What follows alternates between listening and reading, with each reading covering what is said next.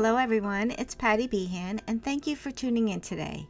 In this video, I'm going to show you how to make this adorable tag, and I'm going to introduce a new product to you. It is Ranger's texture paste in metallic white, and I'm going to show you how to colorize it using some re-inkers, some Dylusions ink sprays, and I have a new Dylusions stencil here, so let's get started. To begin, we're going to make our background, and I have a Dina Wakley Media number 10 tag and a Dylusions stencil, and this is our new texture paste in metallic white. It's a pearlized metallic paste that you can use separately by itself or colorize it to your favorite colors. This is what it looks like when you just use it without colorizing it, and now I'm going to show you how to colorize it. I have here Simon Hurley dye re-inker, an archival ink re-inker, and Dylusions ink spray. They all work really great, so let me show you how to do it.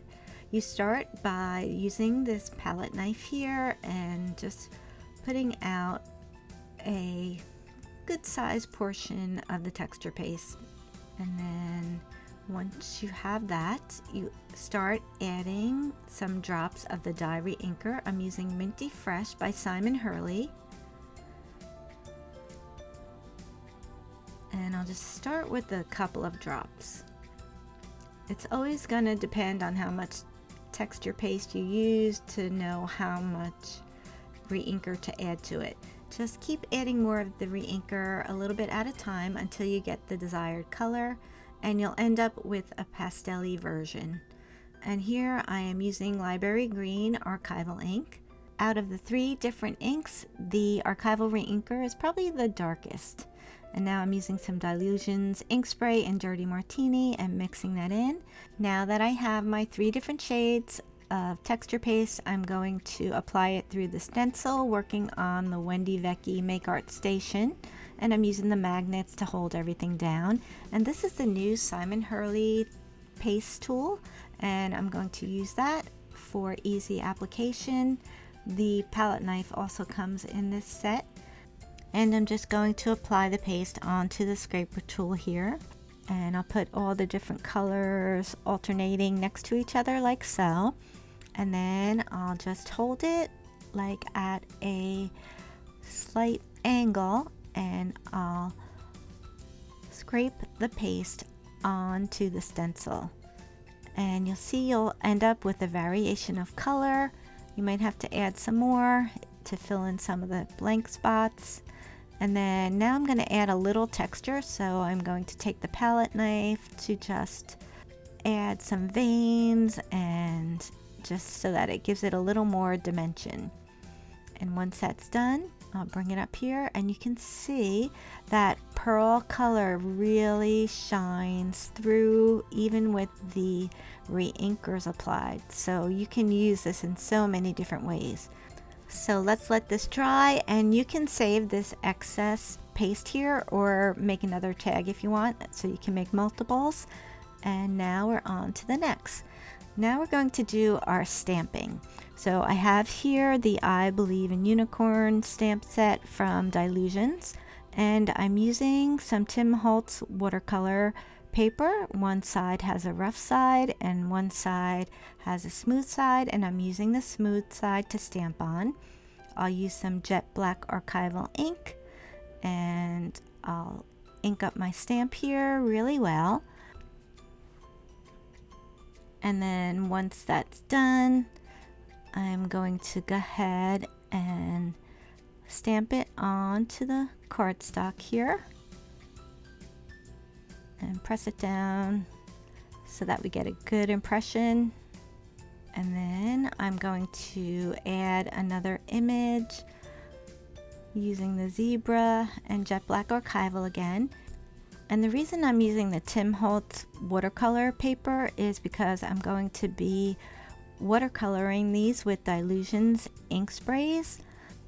And before I do that, I'm going to take a heat tool just to dry the ink, because since archival ink is oil based, it takes a little longer to dry.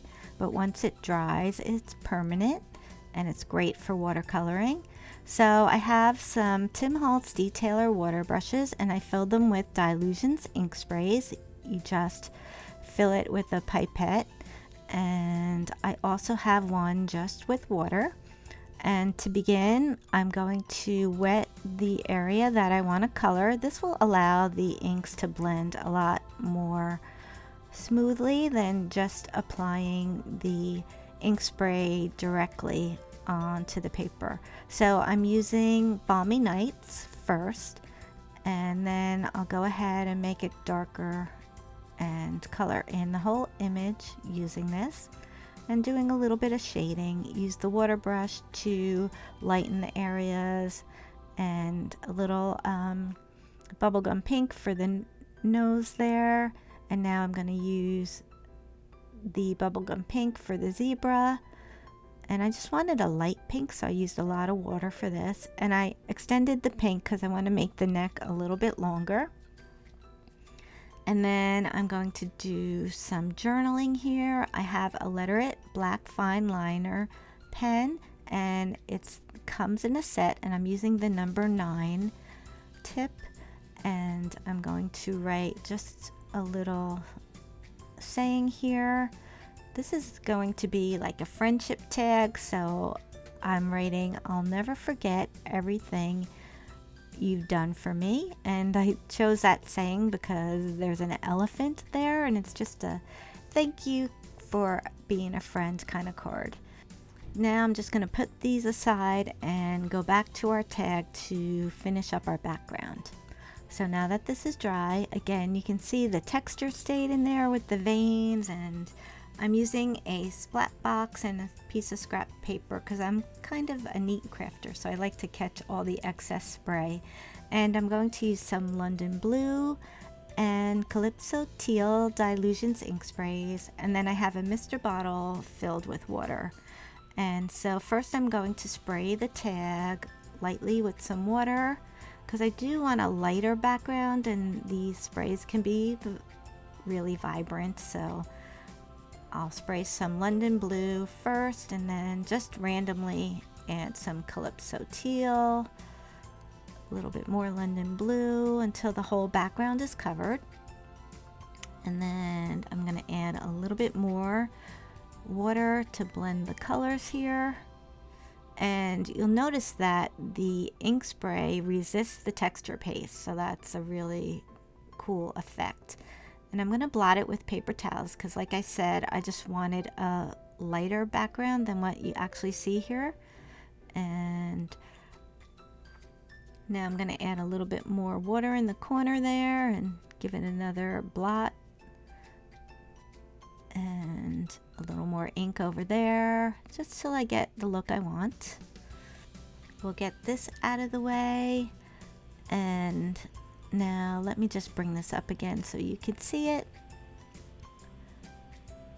And I'm going to give it a little more blotting here, and then I'm going to also put some more water on there, let it sit for just a second, and then blot that off so that you see you get a little bit more texture here. And just add some interest to the background. Okay, so now we can wipe off the excess ink, dry it a little bit so that we can get ready to glue everything down.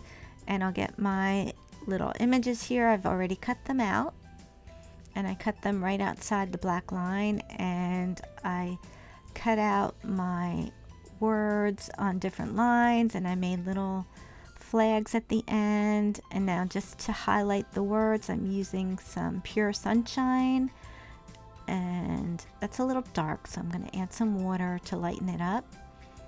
And then I'll do the same to the other tags, and then I think that looks good. And I need to add some more stripes to the zebra here, so I'm getting my Letter It fine liner pen again and just freehanding this and just color it in like so. Add one little extra, and then nobody even knows that you added onto it. It looks like it was part of the stamp. And let me glue these down with some clear dimensional adhesive here. And I just need a couple pieces to glue everything down. And I'm bringing the rest of my pieces back just to see where I'm gluing the rest of them down. Again, I'm using the clear adhesive for all of these pieces. And while I'm finishing this up here, I just wanted to let you know that this metallic texture paste is so versatile. You can colorize it with just about anything, and you can even use liquid pearls to colorize it, or perfect pearls, or even add a little bit of glitter to it. It won't colorize it, but it'll add some extra sparkle. So I hope you give our new texture paste a try. Or if you'd like to try this project, there's a link to the full supply list in the description box below. Thank you for watching today, and don't forget to subscribe to our channel for more crafty videos.